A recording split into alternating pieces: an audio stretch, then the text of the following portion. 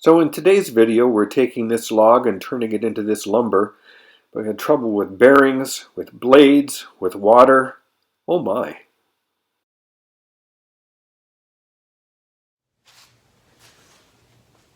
Welcome back to the Secret Underground Lair. I have another cedar log on the mill, one of two that I'll be doing. This one's the shorter of the two. So I got it all set up, ready to make our first cut. This one has a crack that runs from the pith that starts in this orientation at this end of the log, and on the other end of the log ends up kind of in that orientation. So I wind up with probably the section of the pith that is going to be discarded, but I should get something good material out of this side. So I'm expecting my first cut is going to cut off the top, probably come through about here. I'll have a nice piece of wood through here, good chunk out of here, and another good piece, maybe two out of the bottom. But we'll make these first probably two, maybe three cuts here, flip the log over and then do the rest. Wearing a respirator, get the anaconda sucking all the dust. Away we go.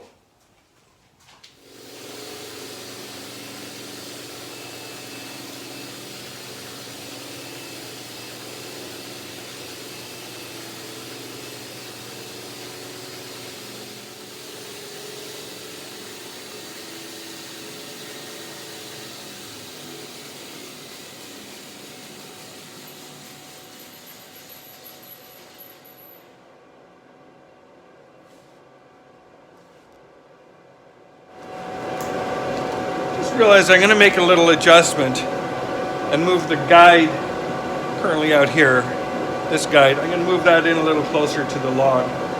Probably move the guide on this side. I'll move in just a little bit closer. That should help a little bit with blade drift.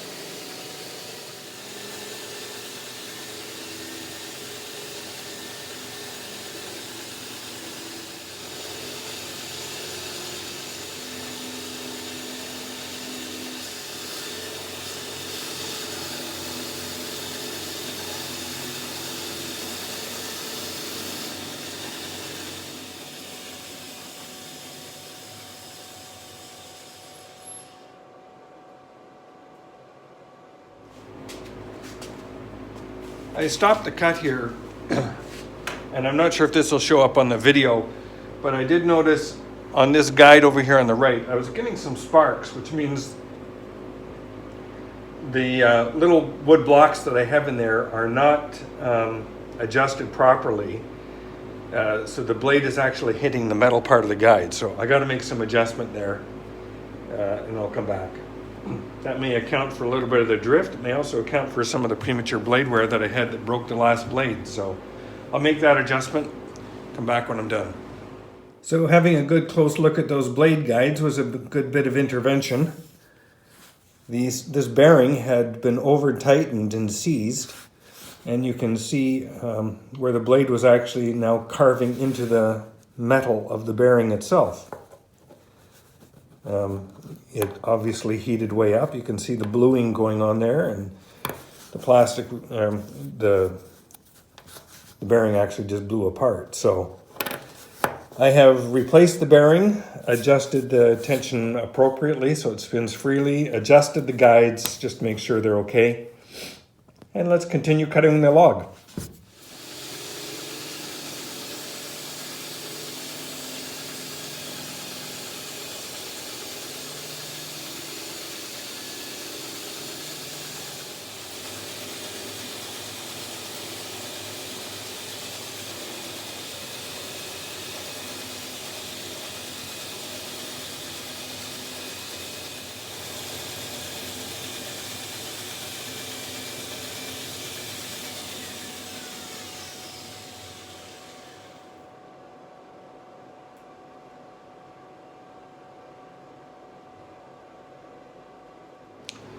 Okay, after a thermal shutdown, the motor overheated. I had another look and realized that the blade guides are still not quite right. So I spent a fair bit of time just adjusting everything again, making sure that the blade runs flat and straight across the bottom, and make the blade guides adjusted to keep the blade in that position. So just double checked everything, tightened everything down. Let's see how it works now.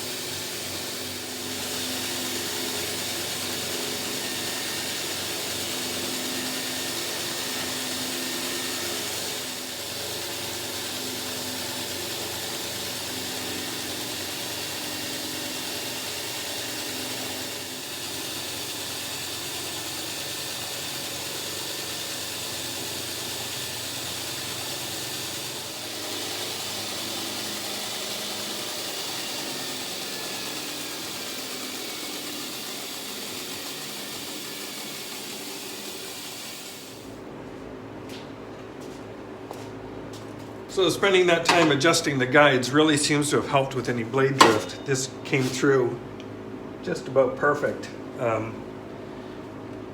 Really happy with that pass.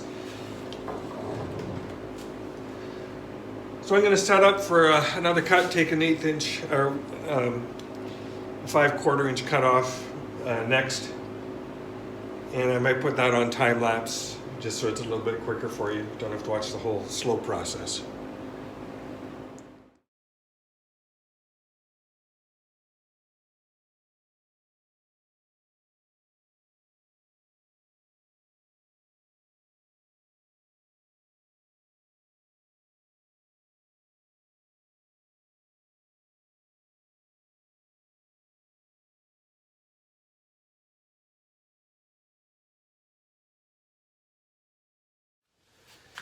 So that cut went very smoothly. I'm very pleased with that.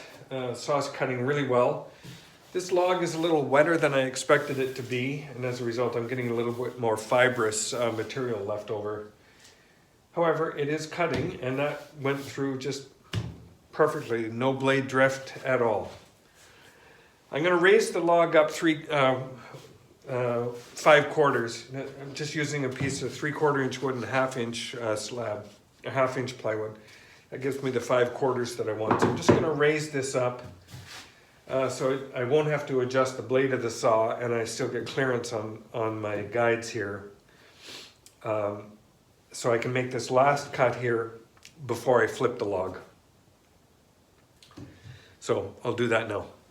All right, I have the log adjusted. Gonna go for another 5/4 cut. I'll put you on time lapse and see you when we're done.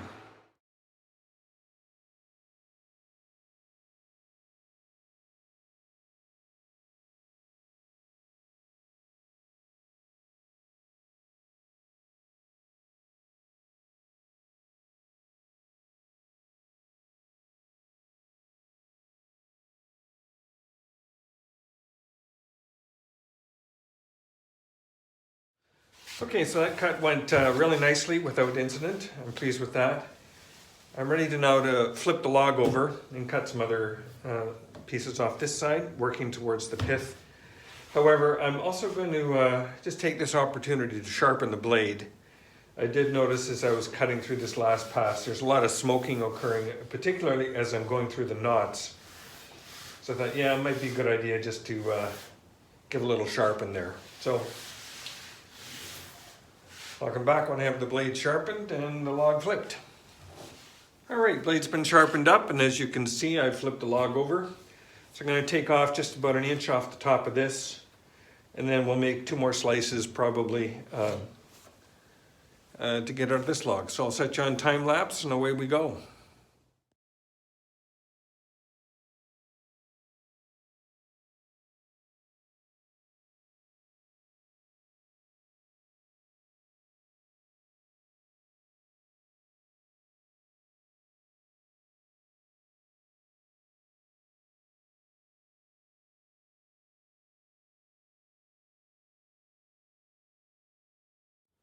Oops, I did it again. Blade broke. I noticed as I was making this final cut, just right about here, in fact, just before the blade broke, I was getting a lot of wobble happening over here. I noticed the blade was really bouncing up and down as it was going through this guide, and I was just about to turn the saw off when the blade broke. So I'm going to have to investigate a little bit about what's going on there. I do have another blade that I can put on, so all is not lost, but I do have to spend a minute to get the blade on. But yeah, curious. I'm going to have to look for that. All right, I've made a few adjustments in light of the broken blade. I wanted to go back and investigate a little bit more about what seemed to be going on. One of the things I discovered, first of all, is that this wheel was not to the same perpendicular orientation as the far wheel. So this wheel was leaning, was kind of leaning in, and the far wheel was leaning out. So a little bit of a twist in the blade, not by a lot, but just a bit. So I adjusted that, get them both in sync. The other thing I observed is that this wheel wasn't in line with that wheel. Maybe just over time the pull on the motor nudged it a bit. So it was actually, rather than the blade heading straight toward that wheel, it was actually kind of aiming up table a little bit. So I've adjusted that, got it back in alignment. Put appropriate tension on the blade, make sure the guides are working properly now. Just line them up again, having replaced the blade. I just got everything set back the way that it should be. And I'm ready to put the blade guard back on and continue with this cut. So I'll be back in just a minute. All right, everything's back together. We'll try and finish off this cut. Not much to go. We're about here, so shouldn't take long, but I'll put you on time lapse anyway.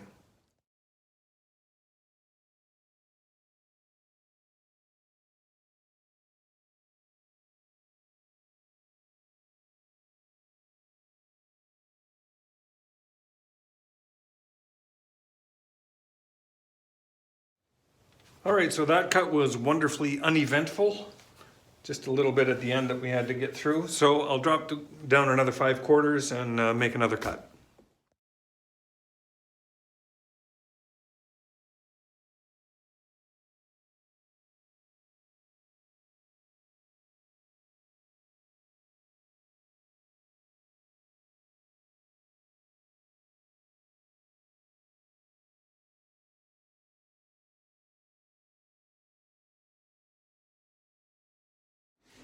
That was another wonderfully uneventful cut. Very happy with it. You may have noticed the light change halfway through. I started the cut in the evening and stopped just for supper and came back and started up again this morning. So one more cut to make here. This will just take us down to cut this board fundamentally in half. Although I am kind of wondering if I might want to just keep that as a very thick piece. One of the considerations for this wood is a table, and I think maybe might just keep this piece thick to be able to use for legs. Thinking on the fly here. I have another log that I'll put on the mill and we'll get that one started. So before I get too far ahead of myself with the next log on the sawmill, I'm going to take these 4 pieces that we got out of that log and just trim off the edges so I have a little more dimensional lumber to work with. So I'll just rip these through the table saw here quickly and we'll get them cleaned up and then put back out in the wood stack. Off to Woodstock they go.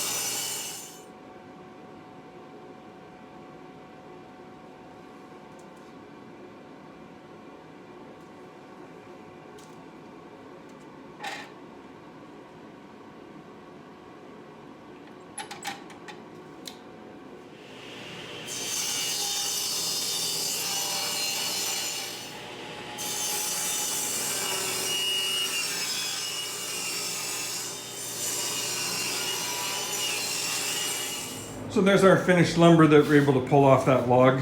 That log was surprisingly wet. You can see here the moisture just oozing out of this piece. I had this sitting on the table saw overnight and it just left the table saw rusty. So yeah, I gotta certainly give this some time to dry. Suck the moisture out of that. But yeah, some nice 1-inch 5/4 boards and this nice 2-inch board that we can use for getting some legs out of it. That's a nice chunk of solid cedar. You don't find that everywhere. All right, I'll get the next log up. I might make that one a separate video. This one had enough events in it. But thank you for watching. Please like and subscribe. Don't miss the next log.